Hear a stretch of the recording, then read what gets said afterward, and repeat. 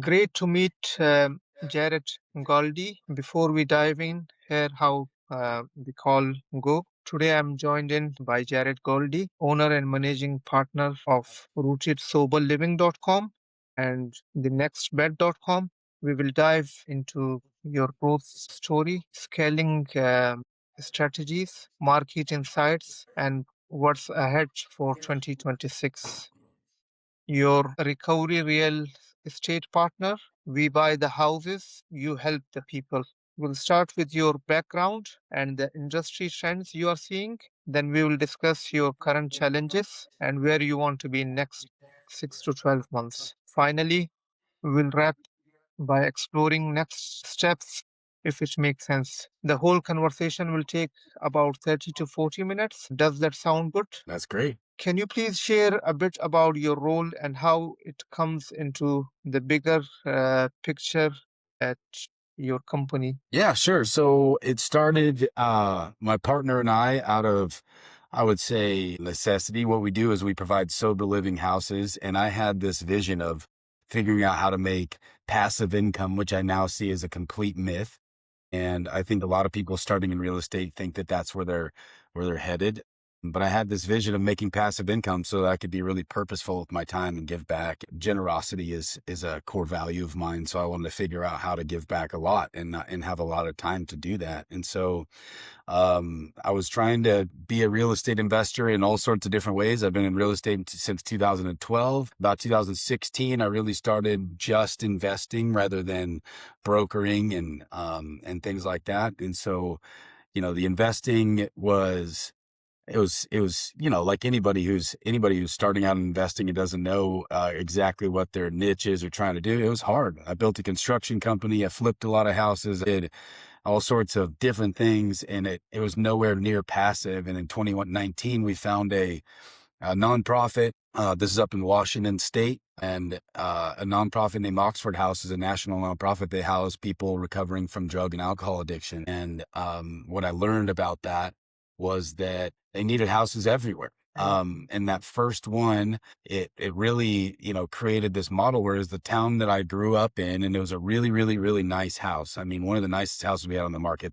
We turned a 7-bedroom, 6-bath house in with a 5-car garage into a 10-bedroom house. And like the mayor lived right down the street who I knew, and all sorts of things. So that's where it started in 2019. And I had this vision of creating 1,000 beds for people in sober living. And I thought that was going to take a lifetime. That took just over 5 years. And so my role now, we're at just over 1,300 beds. And my role now is my title, I guess, one of the founding partners, but my title is Chief Growth Officer, where I find new tenants for us to work with all the time, find new buyers, new investors, new systems, new things. So I'm Chief Growth Officer is my role, and really everything to do with painting the vision for how we grow, and then finding the people and products to help us grow is my role now. And what is the difference between rootedsoberliving.com and the nextbed.com? Oh, that's great. So the websites, the two things, rootedsoberliving.com, if you look at that, we do some consulting. That's one arm of our companies where we provide like turnkey opportunities for high-level W-2 people, for people that don't have the time, but they have some money to invest in real estate. It's basically a turnkey, hands-off investment. So we'll provide these opportunities to where they can come in and buy it. And so rootedsoberliving.com is that consulting website where you can, sign up for free to be on the buyer's list. And if you're a person who just wants to buy assets, own them, and have somebody else manage them for you, that's what we do on that site. And then the nextbed.com is really built to find more tenants. So we're constantly in search of tenants who are organizations who help people in recovery or mental health disorders, things like that. People who are helping people.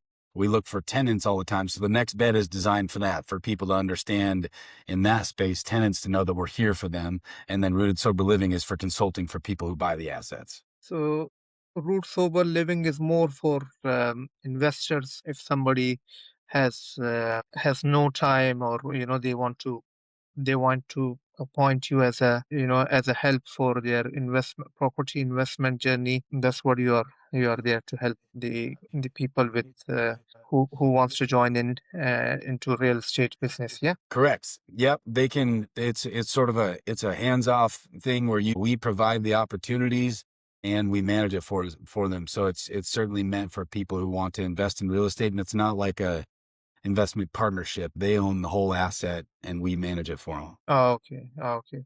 It's totally the investor own the asset, and you are the managing partner who can manage the asset for them, hands Ye- free, and they don't have to be any sort of involvement. Say someone is busy, they don't have time, so they can work on this one. Yeah. Yeah. Yep. It's free to join the list. Our services certainly aren't free. Everybody's in business to make money, right? But free Of to join the course. list and see all the deals. Yeah, yeah, yeah. Jared, what does a typical day look like for you? What does a typical day look like for me? I love that. Growth is one of our core values. So I believe that as the founder grows, as you grow, like my partner and I believe this, as we grow, so grows the company. So I believe firmly in some non-negotiables. So my daily life looks a lot like getting my non-negotiables in. I grow physically, I grow mentally, I grow spiritually. We homeschool my kids, so I spend some time with my teenage boys, preparing them to own real estate. A lot of my day consists of calls, of podcasts like this, and of a lot of outreach, a lot of calls, a lot of relationship management. Really a people connector in our business. So do you have a team who can help you, or you are just yourself, doing everything all over? Man, I definitely was in a place where I used to be the person who did everything. Mhm. This I think after year 5 in the companies, we're in year 7 now, that really shifted. It's like it's starting to take shape. So, we have a small but mighty team right now. There's 9 of us and growing. We're looking to hire a few more people right now. But yeah, we have a team that does most all of the operations. I'm at this point, I'm outside of the operations, and I'm really just finding new relationships and managing relationships. Great. What major shifts are you seeing in your industry right now? Say that again. What major shifts are you seeing in your industry right now? Uh, yes. So major shifts I see is regulations, meaning that we have, providing these homes for what we provide for sober living, for addiction recovery. I mean, there's hundreds of thousands of people a year that die from fentanyl overdose, and it's a major point in our country to have regulations on these things. There's a lot of fraud that's been happening in the industry. People billing our government and insurance for things that they're not actually doing. And so we're watching regulations shift in different states around the country. We're in 21 different states, so we're trying to stay ahead of what that really looks like and really have an emphasis on working with the right people, doing it the right way, actually helping people rather than, just for-profit companies who you can tell they're about money rather than people. Because if you're about money rather than people, then, it's going to bite you because you're going to get caught by these guys. And if you're about people first, then the money will always come. So Of course, of course. That's a really good thinking for people first. As a real estate business, we are here to help people, to live comfortably. How has trend impacted your business or your growth strategy? how has what impacted it? How has this regulations, this trend Yes. impacted your business or your growth strategy? That's good. It's really made us just really focus on working with the right people, and then states where there's been a lot of fraud. There's a few states that particularly have had a lot of fraud: Florida, Arizona, Minnesota, and it's really turning over those the amount of tenants that are out there, and it's really shining a light on the ones that are doing it the right way. So it's impacted us where we're just working with the right people. And when you work with the right people, then things start to multiply. So it's actually been more regulation and crack down on the wrong people has actually been kind of a springboard for us to be going faster and multiplying how fast we're working because we're working with the right people. And what is working well for you right now, and what's been frustrating? Working well for us right now, I would say that we have our deal flow is going good. Team is going good.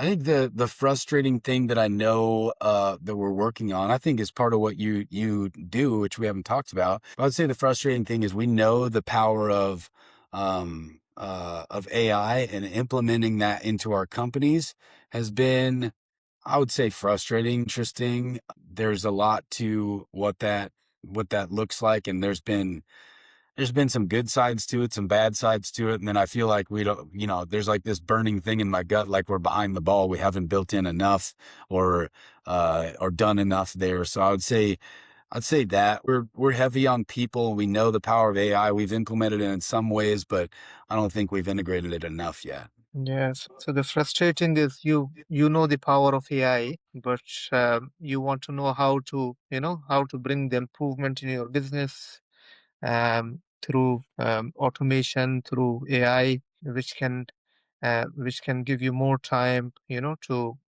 work on your business growth rather than doing Yep. the doing the admin work or doing going with the regulations or the other parts. Yeah, or even with tenants and things, we've worked with some ways where we're integrating AI into, we have today we have 135 houses across 21 states, and um, the amount of service calls and things like that. Like, I feel like we're underutilizing what AI can do in regards to inbound calls and implementation with vendors, things like that. There's so many different ways. I feel like we haven't even scratched the surface, and it's sort of frustrating. It's not going Mm. faster for us. And which metrics are you most focused on improving? Our metrics, really, our biggest metrics are uh, our houses, and then people on our list of buyers. There's some metrics in regards to speed and in regards to kind of from the closing table to fully moved in, the tenants fully moved in, because when we're closing a house, we already have the tenants ready. And a lot of times we have to get some licensing in different states. There's things to do, and we're constantly trying to go from closing table to tenants moved in as fast as possible. So that's a big metric for us. That's good. That's good. Okay, and where do you want to be in next 6 to 12 months from now on? Well, we've this year we've set a big goal, and at the beginning of our companies, like I set this long-term goal of 1,000 beds provided for people that are in recovery from addiction, and I thought that was going to be a lifetime goal, and God made it happen a lot faster than that, inside of 6 years. And so now, with the team that's grown and the people that we have in place, our goal this year in 2026 is to provide 1,000 beds just this year. And so what I would like to see in the next 6 to 12 months is our capacity double for our monthly deal flow. So right now I feel like we're pretty comfortable at that, in this space of 6 to 8 deals per month, and we want to be doing 15 to 20 deals per month, and feel like our system is built for that within the next 6 to 12 months. That's really good. So you're ahead of your target. And you mentioned that the goal for the business is implication. If you had a magic wand to fix just one thing in your business that's holding you back or slowing you down, what would that one thing be? Finding local vendors, yeah, I think that's a major cog in our system right now, is continually finding the right local vendors. So you're looking for more local vendors, yeah? Yep, more local vendors, and management of those tickets. That's that's one. We've hired an AI company to really work on that. Where they're specifically, meant for maintenance management and property management, and that's part of the frustration, is like I feel like everybody's trying to figure it out right now, and it's just not going as fast as I want it to. That's interesting. Can you explain on that? That you said you hire an AI company. So what did they did for you? Yeah, so it's the company that we hire is called Vendaroo. They're out of California. They have their whole system is about maintenance management within property management. They attach to like property management softwares. We use AppFolio for our property management software, and then Vendaroo is a plugin where it's got voices and it's got text to our owners, to vendors, and to the houses, and emails, and it intakes tickets. But it's supposed to intake tenant problems, maintenance tickets, and then it's supposed to kind of process them without humans when we have it all set up. And it seems like the cog in that wheel, like I said, is finding the actual vendors, because it doesn't really, the vendors that we've used and stuff aren't necessarily in love with us switching to AI managing it, and they don't like the ticketing process or things like that. So we're in this growth phase of trying to find the right vendors who understand what we're trying to do at scale, so that they can work together with this AI. So really, that's what it's all that it's for, is to take in maintenance tickets, help troubleshoot those maintenance tickets, and then if it needs to be elevated to a vendor, it sends it to the vendor and organizes the vendor getting there in a timely manner. Their messages. Yeah. Do you think this is an industry-wide issue or more unique to your business? I think that it is I think everybody who's scaled a property management company would tell you that maintenance tickets are an industry wide issue, and that if it can be really solved by AI in a great way where people on all sides of it trust it, then I think it's great. But yeah, maintenance tickets are an industry wide issue, I would guess. Yeah, yeah.